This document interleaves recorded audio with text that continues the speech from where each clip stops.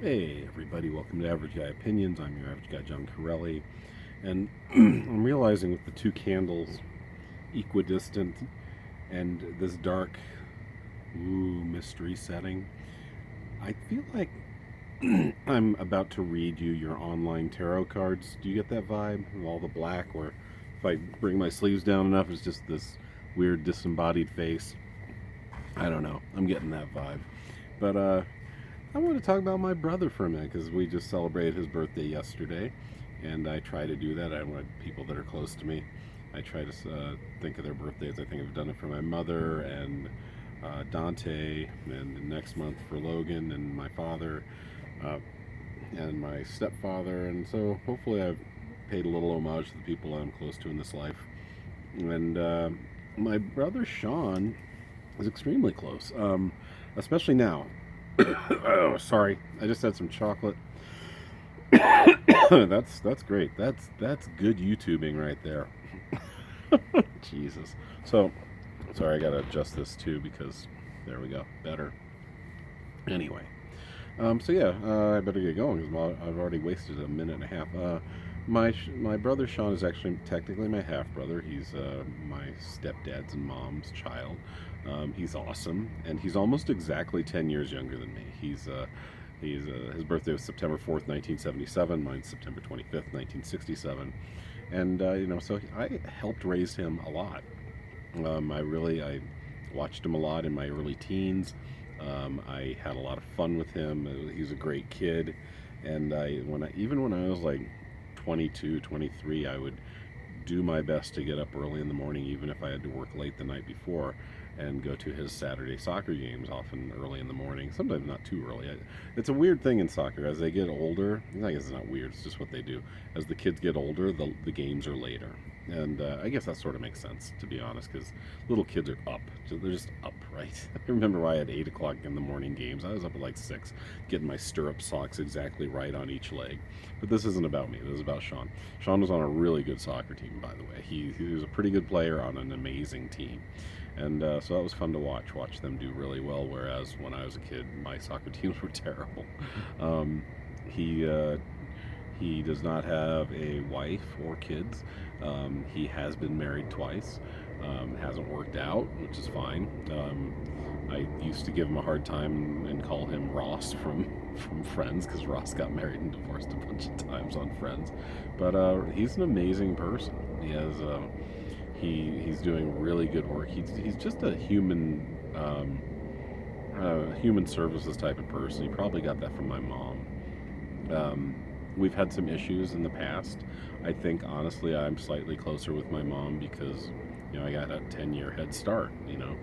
And but he's also been he I think I'm jealous of him because he has a much tighter relationship with his father, and I haven't had a very good relationship with my father or my stepfather. Better with my stepfather now, but I just never worked out for me. And and a lot of times in these videos, if you've watched them, I've thanked my mom a lot. But so that has sometimes caused friction between us. Um, but he's had it hard sometimes. He struggled with addiction um, for a good chunk of his life.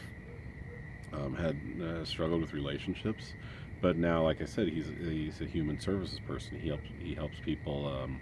It's basically a suicide hotline, from my understanding, and he does a really great job at it.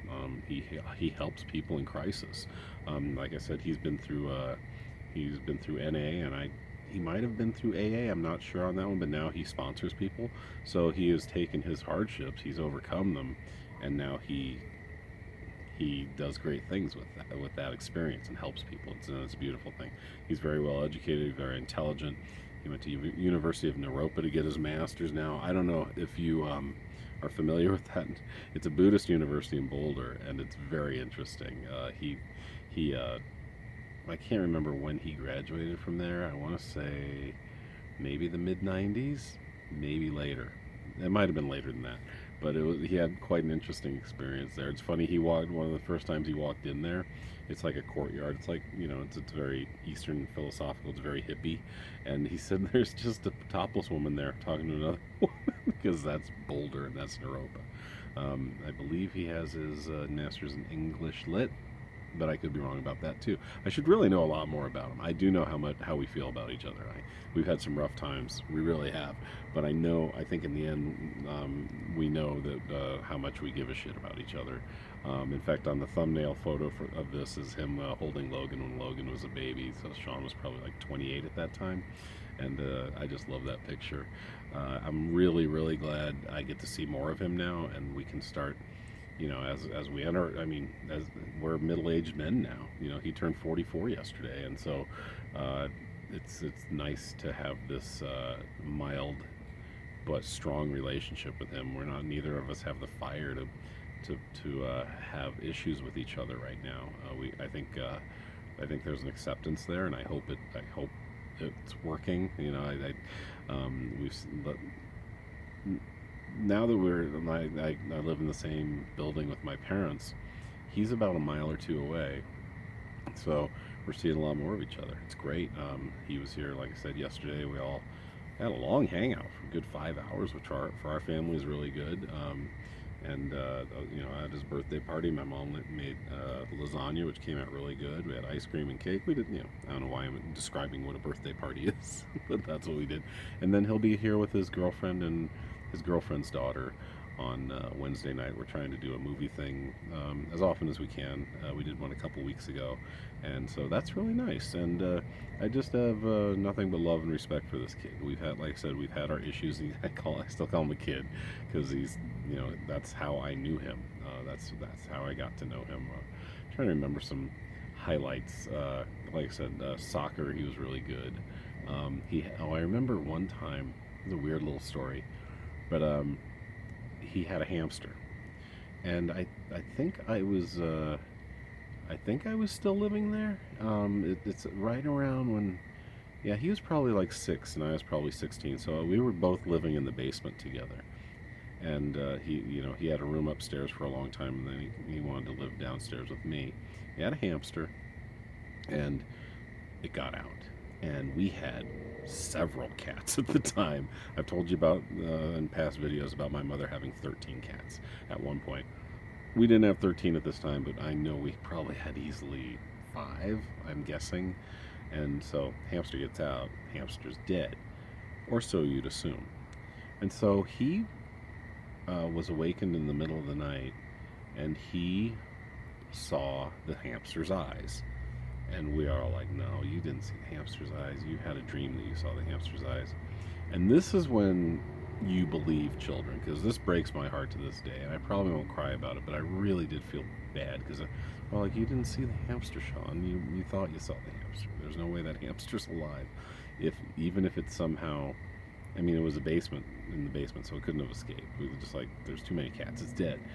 No, it had escaped. And indeed, he had seen the hamster. Now, I can't remember if he was able to recover it or if it somehow died or if a cat got it right after that or something. I think this story has a terrible ending. And it's just, this is why you believe children, especially an innocent kid like Sean. Sean's got a huge heart. He was a sweet child. He's a sweet man. And sometimes the world is hard on the sweet, innocent, and intelligent. I see it happen with Logan, too. Me, I'm a little stupider, maybe a little harder, so the world may not be as hard on me sometimes. It's just the world can often be hard on those who are nice. Yeah, I mean, I've watched him struggle so much, but I've also watched him conquer stuff. That's the part of my stepfather, his father, that he has, which I'm jealous of.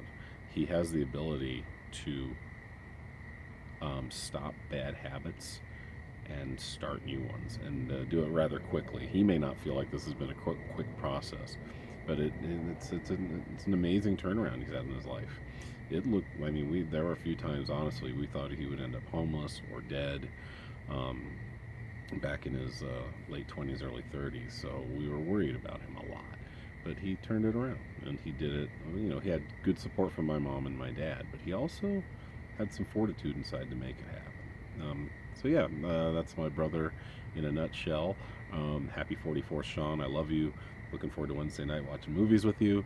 And yeah, looking hopefully forward to another 30 years and a really good aging process with my brother. All right, talk to you guys soon. Thanks for listening, watching. We'll see you soon. Bye.